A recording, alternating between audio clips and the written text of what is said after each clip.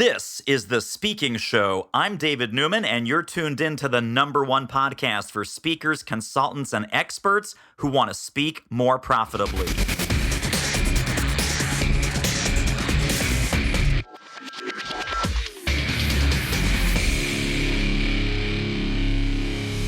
Well, I don't have Bruce Lee, but I have the next best thing, Mr. Erik Luhrs, the Bruce Lee of revenue generation. Welcome to the show, my friend.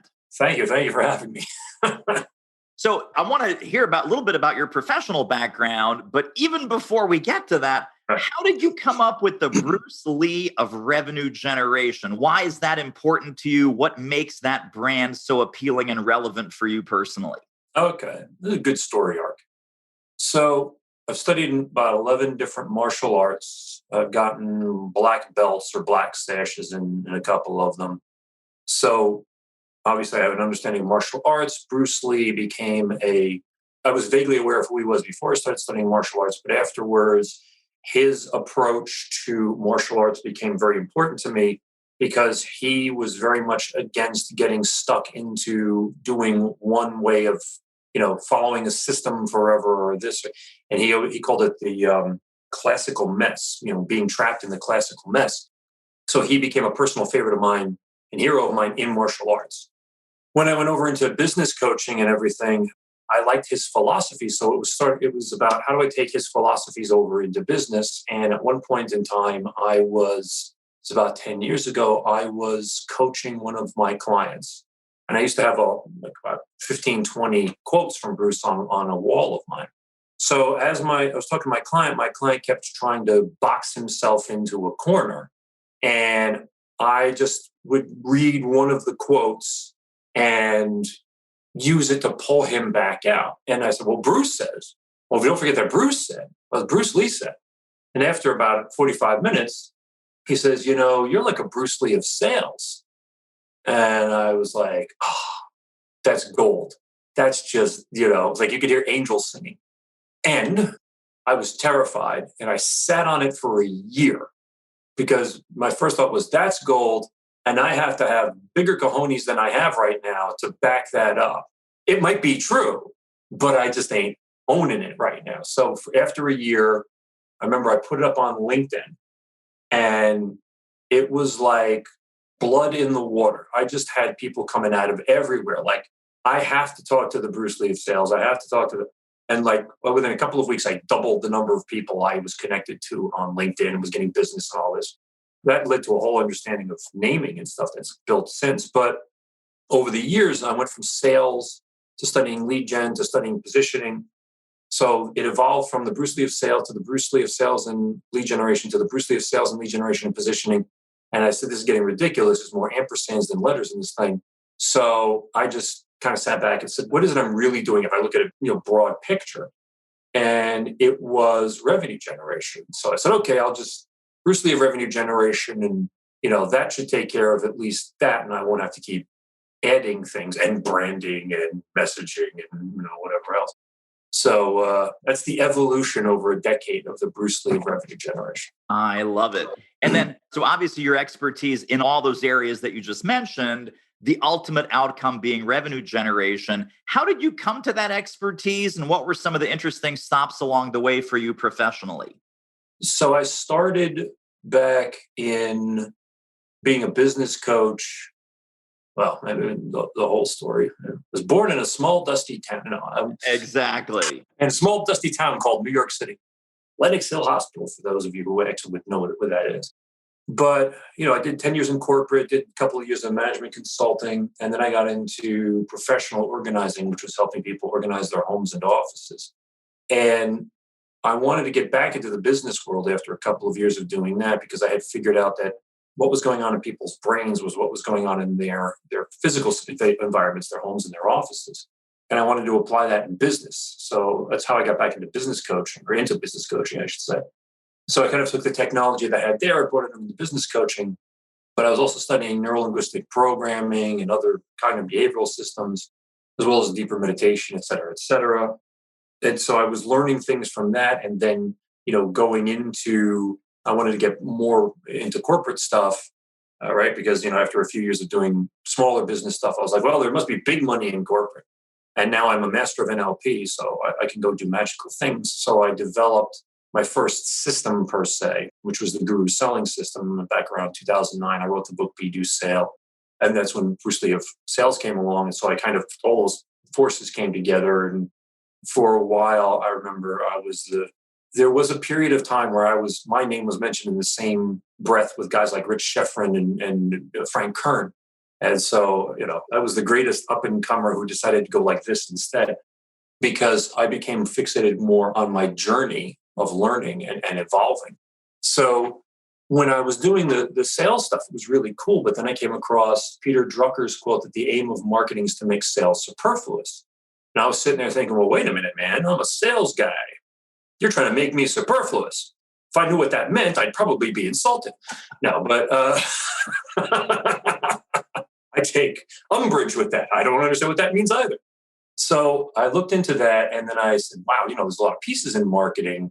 So I really fixated on lead generation because to me, that was the most important.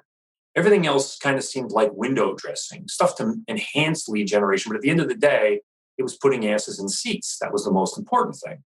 So I focused in on that. And I realized that most of the lead generation processes and messages that companies and such were using were aimed at the conscious mind. And having studied NLP, I understood that humans function 99% subconsciously. And I said, well, that's just dumb. You're aiming most of your marketing dollars at the part of the brain that does not control the purse strings and has basically no power. It's the abused husband in a bad marriage. And somehow you think he's going to make things happen. So I said, okay, so I developed subconscious lead generation. And, that's how I got into lead sales and lead gen and stuff, because they're glued together. And then it was like, okay, so Drucker says you can use lead gen / marketing to better leverage sales. So what if I tried to out Drucker? Because what if I could make lead gen superfluous? Well, how would you do that? And all of a sudden, kind of, you start looking like at a river. It's kind of, I was going upstream step by step. So the next thing was positioning. So I went out to study positioning. And, there wasn't that much out there. There was a book by Trout and Reese, Positioning, which was more like Mad Men war stories than actual tutorials. But I read it, and I read everything else available out there. And then I ended up having to teach most of it to myself by modeling and such. And I developed Peerless Positioning, which is 10 different elements of positioning, so that you can actually proactively do positioning instead of being after it and going, wow, we were brilliant and didn't even know it. Hey, good looking. Are you currently getting paid to speak? Would you like to ramp that up? We can help. Book a confidential speaker strategy call with our team at doitmarketing.com/call, and let's see what we might do together. The call is free, but the results may be priceless. So there I was like, okay, now I've got the Guru selling system. I've got subconscious lead generation. I've got Peerless Positioning. I've got all, these 3 different systems behind me now. And I was on the way to say, okay, well, what's next up the river? Actually, I kept wandering up the mountain next to the river, and I said, oh, look, branding. And I was going to start developing a branding thing. And then I said, well, wait a minute. Instead of developing yet another system, why don't I just keep going upstream and see where this thing all starts? So it was like, well, what comes before brand? Well, that would be the founder. Okay. Well, what comes before the founder? His parents. Well, then you're going to get a little off course. So, okay, what comes before the founder? It was like, well, their mindset. Okay. I'm going to be a real moron. What comes before mindset? And that's when, it was like, you went purely from the tangible physical to the intangible non-physical, right? Because it was like, and I was over into beingness, which, having been psychic as a child and actually still doing that today, channeling and stuff, it's not like I was like into land I didn't know, but I was like, okay, here's where the metaphysical meets the physical in business. Then I was like, okay, well, if I'm going to start playing around in beingness, then I have to somehow join these things in a way that are going to really speak to everybody that it needs to speak to. So if I said, if I went out there and I just said, I'm a beingness dude who makes billionaires, I'd get very few takers. If that was a big search term on Google, I'd be set for life. I'd be sitting on my golden throne right now. But I realized, people can only ask for or look for what they know to look for. So revenue was a thing that had drawn people to me. So I was like, okay, well, revenue. But what is something that is a story that goes with this, that is a metaphor for it? And Kung Fu, which does not mean kicking butt, actually. It's Mandarin for a skill acquired through perseverance. So a great pianist, the piano is their Kung Fu. A great basketball player, the basketball court and the basketball are their Kung Fu. So whatever you pursue as your physical manifestation of who you are in the physical world, that's your Kung Fu. So I said, okay, well, then I'm going to work with the folks who are physically, they're going to step into the world, or they're in the world right now trying to increase revenue. That's their Kung Fu. But when we look at, Kung Fu became what people know as Kung Fu, which is actually Wushu, but Kung Fu became famous because of the Shaolin monks. What most people seem to think is that the Shaolin monks spend 18 hours a day learning how to, jump around, spin swords, and break people in half with their finger. The truth of the matter is that the Shaolin monks were Buddhist monks, so 1500 years ago or whatever, they were there trying to just reach enlightenment. The problem was that they were all fat and out of shape, and that they used to fall asleep when they started meditating. So a guy named Bodhidharma came from India and found them all falling asleep at the Shaolin temple. And, he was like, well, enough of this crap. And he taught them what was called the 18 body movements. And they learned these things, which was the fighting system of the Indian Royal Guard. But, being that they wanted to evolve, they started enhancing this by studying animals and nature, and then going out and studying, all these little regional fighting systems throughout China, as they would travel the lands and stuff, and bring it back to the temple, back to the temple, back to the temple. And they understood that the more they developed their body, the more they could reach enlightenment.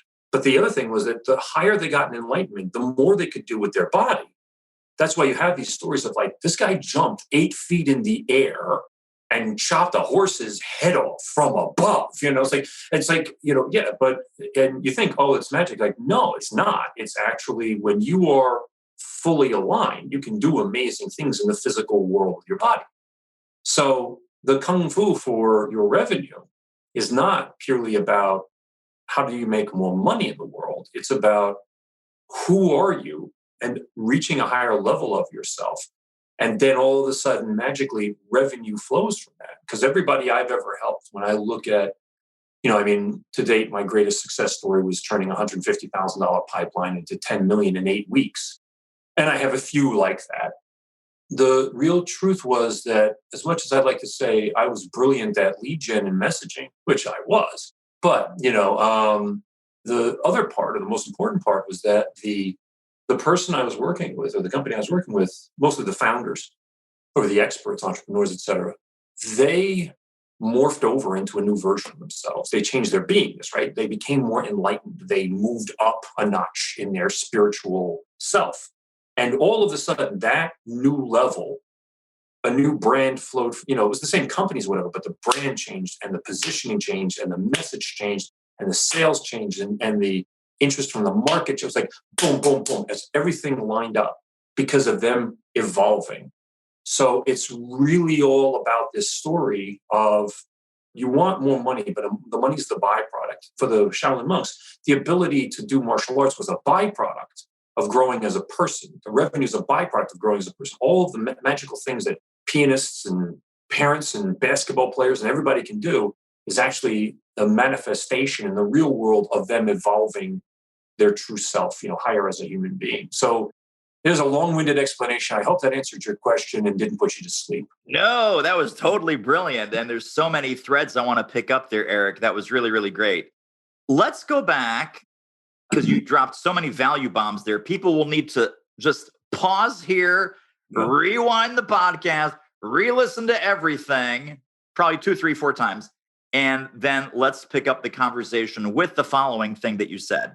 Okay. Positioning, marketing, you've heard of the metaphor of the elephant and the rider, right? So the elephant is our lizard brain and the rider is our higher intellect. And of course, you said that, hey, the problem is a lot of the positioning, a lot of the messaging is aimed at the rider and it completely ignores the elephant.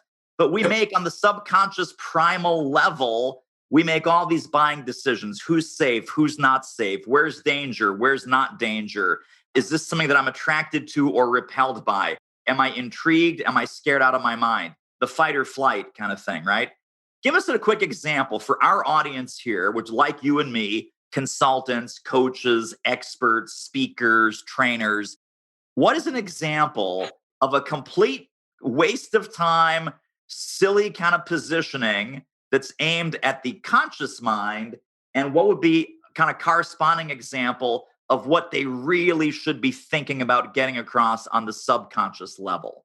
Is it features and benefits? Is it kind of how deep does it need to go? Well, I mean, that all depends on who you are, which is a whole larger conversation. I always say the question isn't who, it's how. It's not how, it's who. How do I do is like, well, who are you being first? So I think that that's a key piece. So in positioning, a lot of people go out to market and the general wisdom, quote unquote, is look for an existing market, that's already making a whole bunch of money. Then that's proof that that market is a hungry market and you'll be able to make money off that market. There's a meager grain of truth in there. I think that there's a big market for whatever, but just because it's busy doesn't mean that you should be, going after the whole big market. But what happens is people look and they'll find a market that exists out there. And then the second thing that they do is that they'll look at their competition and then they start saying, okay, I want to market based against my competition.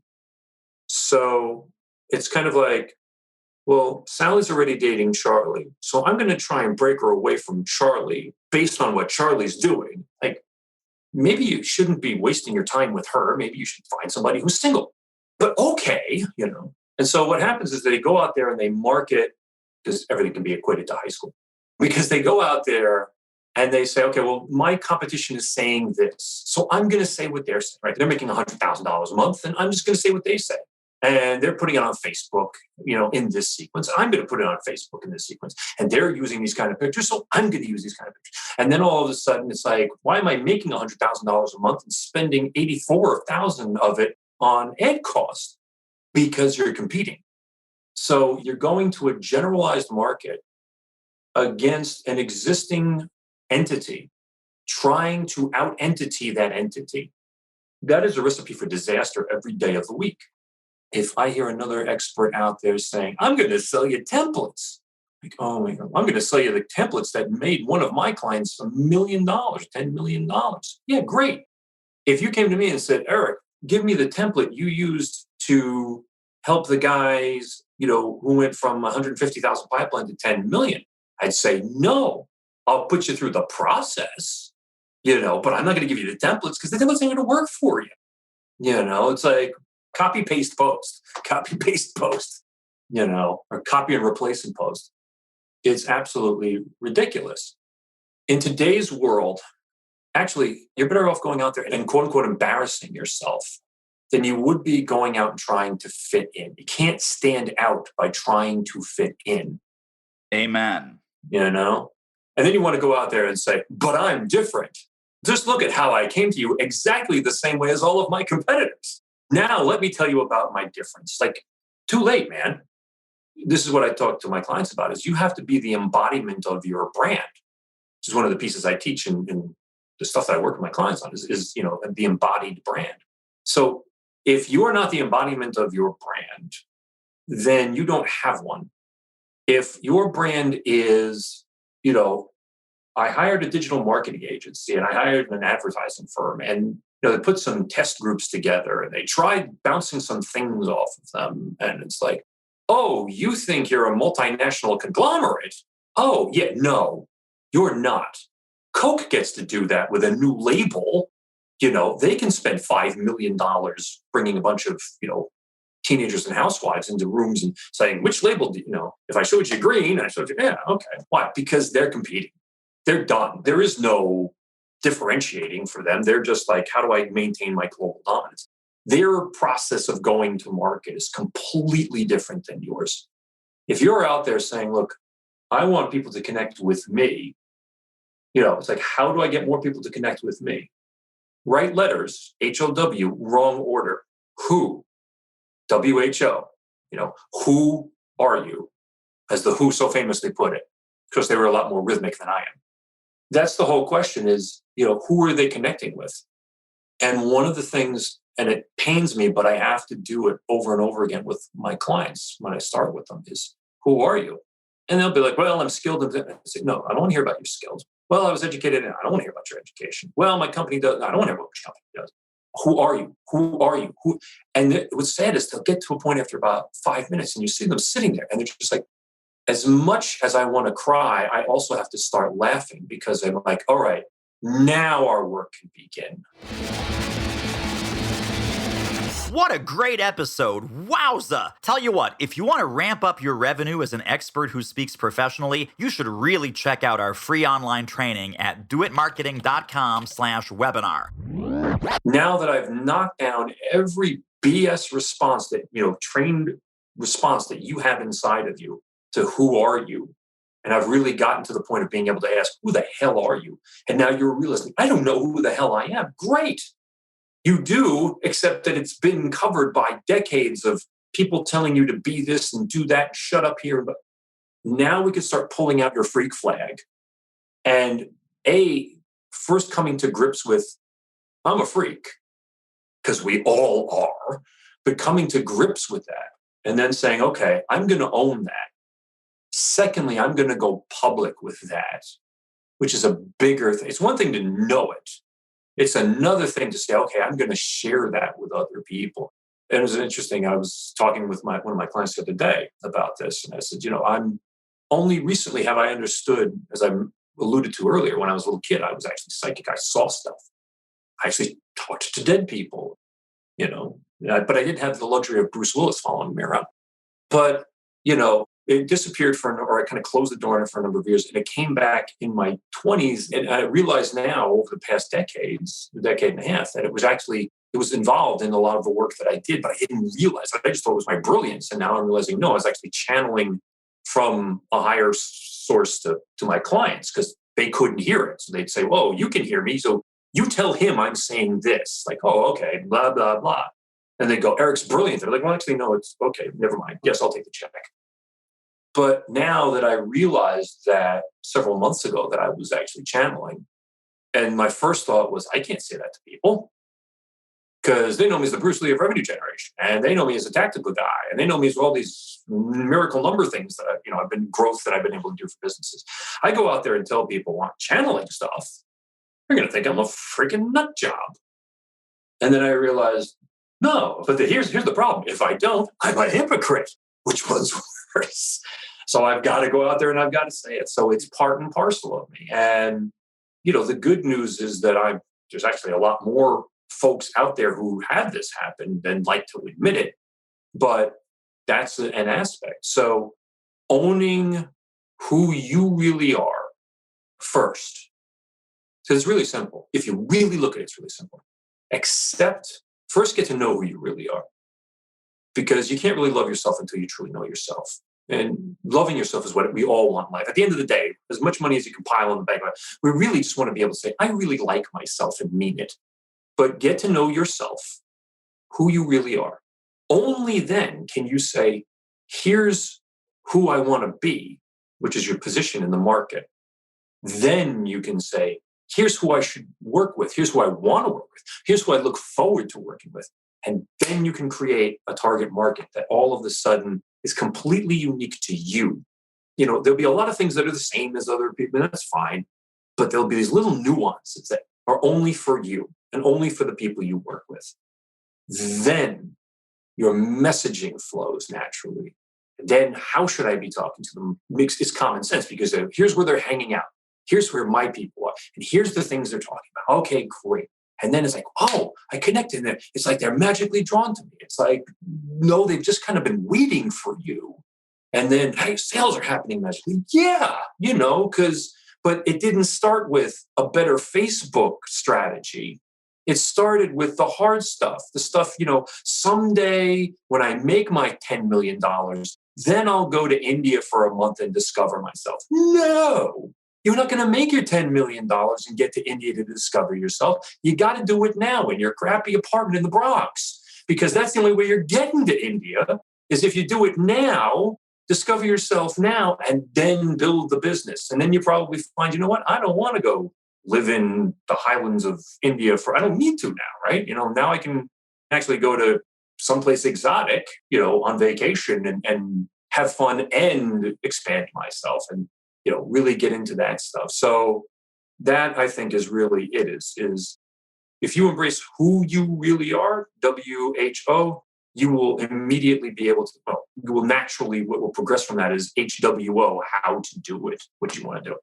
Wow, wow, wow, wow. So profound. I mean, this is, in my opinion, this is exactly that missing deep, deep foundational piece that keeps people chasing their tail. Because unless and until they do that foundational work, Erik, that you're talking about, every strategy is going to be an awesome strategy. Every tactic is going to be an awesome tactic.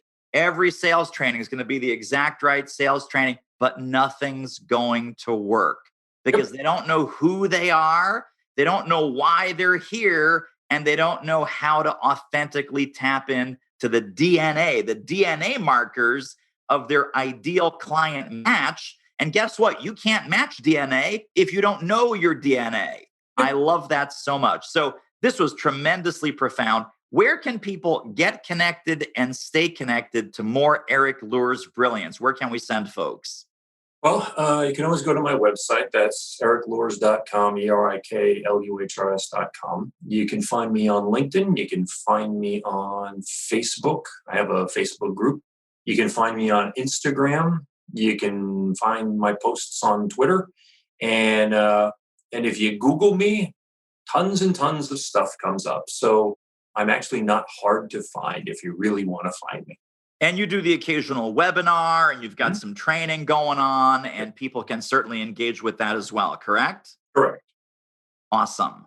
Well, my friend, great to have you here again. ErikLuhrs.com, ErikLuhrs. It's going to be in the show notes. We're going to link up Erik's World, all those links he just mentioned directly under this episode when you go to thespeakingshow.com. Erik Luhrs, you're a rock star. I appreciate you, my friend. Thank you much. Well, that wraps up another episode of The Speaking Show. Hey, tell you what, if you like us, rate us and review us on iTunes. Subscribe. Tell a friend. Go grab the notes and downloads and extras at thespeakingshow.com. See you next time.